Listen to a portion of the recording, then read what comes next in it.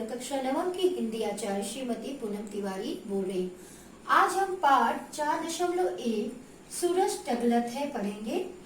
इसके कवि श्री पवन दीवान जी हैं। इस पाठ में सूरज टगलत से आप समझ लेंगे, टगलत मतलब पिघलना, मतलब सूर्य का पिघलना, यानी प्रचंड गर्मी का इस पद्यांश में वर्णन हुआ है। हम देखते हैं कि चारों तरफ जो वातावरण गर्मी से किस तरह का हो जाता है उसका वर्णन इस पद्यांश के द्वारा हुआ है। पहला पद्यांश हम देखते हैं। टगलत टगलत के सूरज, टगलत मतलब पिघल पिघल के, टगलत टगलत के सूरज झरत है धरती ऊपर, मतलब पिघल पिघल के जो सूरज धरती के ऊपर गिर रहा है। डबकत गिरे पसीना माथा छिपिल छापर, डबकत मतलब उबलना होता है, मतलब गर्मी की वजह से शरीर गर्म हो रही है और जिसकी वजह से पसीना आ रहा है। पसीना आने से क्या आ रहा है, माथा में पसीना आ रहा है और पूरा शरीर जो है पसीना से छितिर पितिर हो गया, तरबतर हो गया, मतलब पूरा पसीना से पूरा शरीर क्या हो गया, गीला गीला हो गया है और तरबतर हो गया है। दूसरा हम पद्यांश देखते हैं। झांझ चलत है चारों कोती, तिपके कान छवागे चेथी, सुलगत है आखी माँ आगी, पांव परत है एती तेती। यहाँ पर प्रचंड गर्मी तो है, लेकिन प्रचंड गर्मी की वजह से जब हवा गरम गरम चलती है तो किस तरह से लगता है, झांझ मतलब हवा। झांझ चलत है चारों कोती, मतलब जब गरम हवा चारों तरफ चलती है। तिपकत है कान छवागल चेथी, मतलब जो कान है गरम लग रहा है और जो शरीर है, शरीर माथा और शरीर जो है वो भी गरम लग रहा है, मतलब तप रहा है।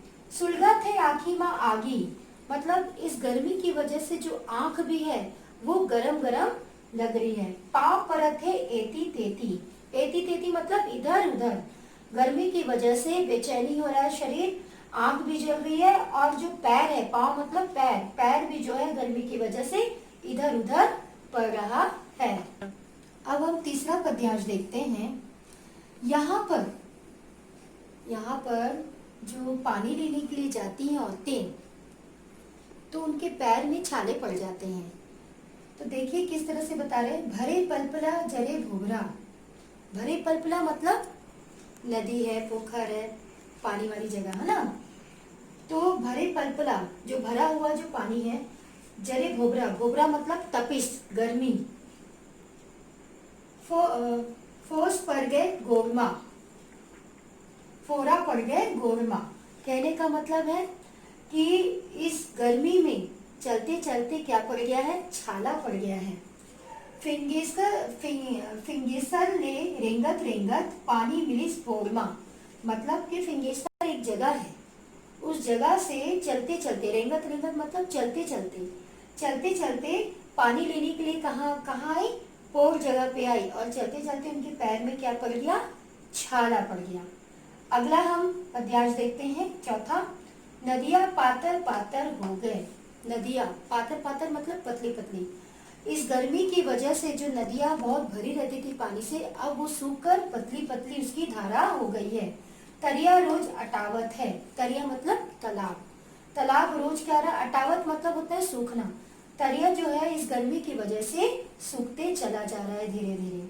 खंड में रुखवा खड़े उमरे के टंगिया ताल कटावत है, यहाँ पर गर्मी की वजह से लोग बेचैन हो गए हैं।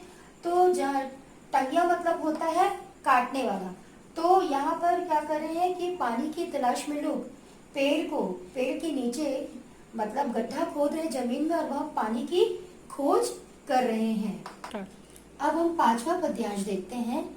यहाँ पर गर्मी के कारण जो घरों का हाल होता है उसका वर्णन किया गया, घर का, आंगन का, छानी का मतलब छत का किस तरह से हाल बेहाल होता है उसका वर्णन किया गया है। चटचट जरते अंगना बैरी, चटचट जरते मतलब जब आंगन में हम चलते हैं तो चट चट पैर जलता है।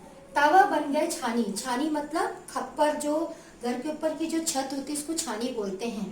तो तवा के समान गर्म हो गया है छत भी। टप टप टप के कारी पसीना नोहर हो गए पानी, मतलब इस गर्मी की वजह से हमारे शरीर से खूब मतलब उन्हें पसीना टप टप टपक रहा है और काला काला मतलब गर्मी की वजह से मटमैला टाइप का पसीना टपक रहा है। नौहर हो गए पानी, नौहर मतलब दुर्लभ, तो पानी मिलना दुर्लभ हो गया है।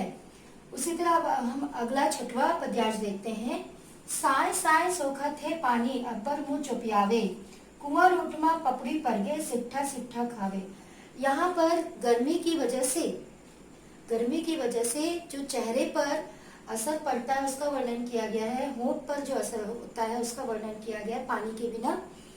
साय साय सोखत है पानी यहाँ पर तेज गर्मी की वजह से मुंह जो है पानी के बिना सूखते जा रहा है।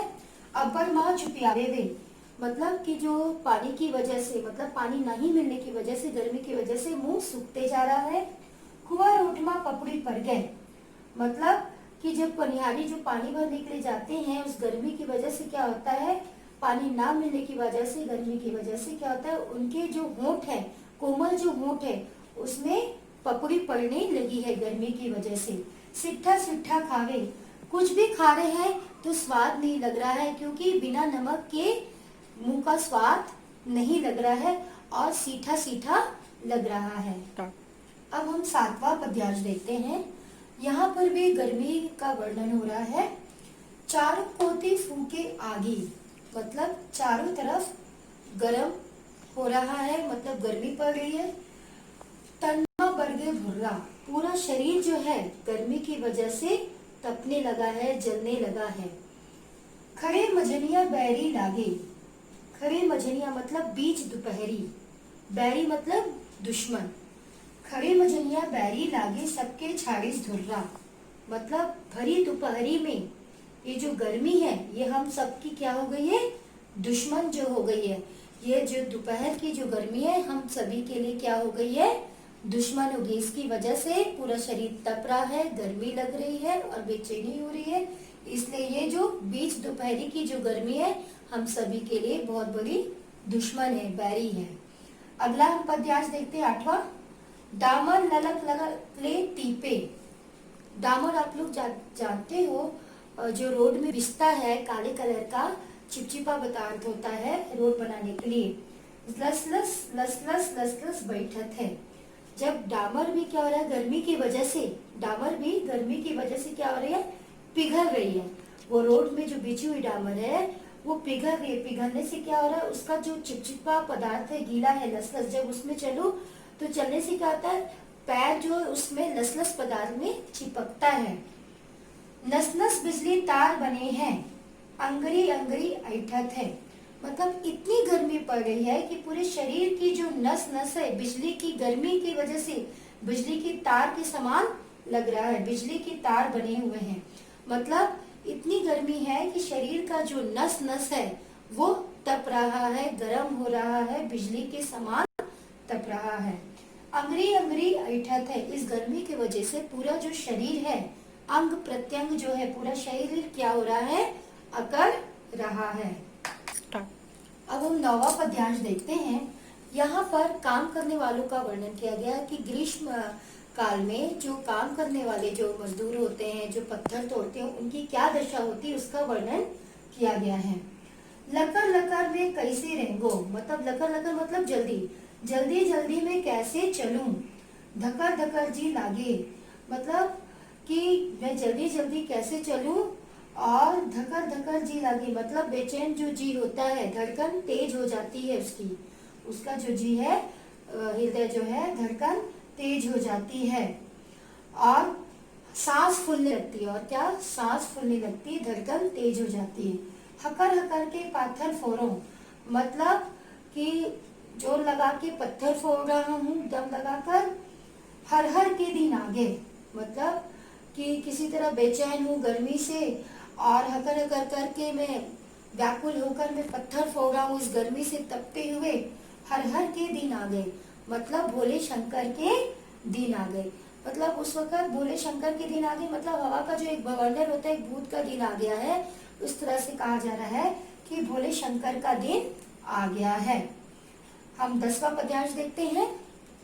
यहाँ पर गर्मी की प्रचंडता की वजह से जो गर्म हवा चलती है, तो जो गर्म हवा चलती है, जो लू लू लग जाती है कि व्यक्ति को, तो उसमें मृत्यु हो जाती है। तो उसमें वर्णन किया गया है कि लहर तहर सबके पारन है, खेती सास उड़ाही। मतलब कि गर्मी की वजह से जो गर्म हवा चल रही है, जो लू चल रही है, उसकी वजह से ना जाने कब किसका प्राण उड़ जाए। खेती सांस उड़ाही मतलब उस गर्म हवा की वजह से, लू की वजह से ना जाने कब किसका सांस उड़ जाएगा। मतलब लू लग जाने से भी क्या होता है कि लोगों की मृत्यु हो जाती है। तो यहाँ पर कह रहे कि लहर तर सबके पारन है, खेती सांस उड़ाही। मतलब इस गर्मी की वजह से जो अगर लू लग गई तो ना जाने कब ये सांस रुक जाएगी या उखड़ जाएगी। बुलबे जब मन के दहरा माँ तलफत जीव जुड़ाही। जब हम मन के सागर में डूबेंगे, जब हम मन के सागर में डूबेंगे तभी हमको शांति मिलेगी और छुटकारा मिलेगा। तो आपने देखा कि शुरू से अंत तक पद्यांश में हमने देखा कि कवि ने कितना सुंदर वर्णन किया है ग्रीष्म काल का। कभी उन्होंने छत को लेके वर्णन किया, तो कभी जमीन को लेके वर्णन किया, कभी पानी को लेके वर्णन किया, तालाब को लेके वर्णन किया, तो कभी मजदूरों की दयनीय दशा का वर्णन किया, तो कभी लू को लेके वर्णन किया। तो हमने आज देखा कि श्री पवन दीवान जी ने बहुत सुंदर तरीके से ग्रीष्म काल का वर्णन किया। तो आज का पाठ 4.1 सूरज टगलत है समाप्त होता है। धन्यवाद।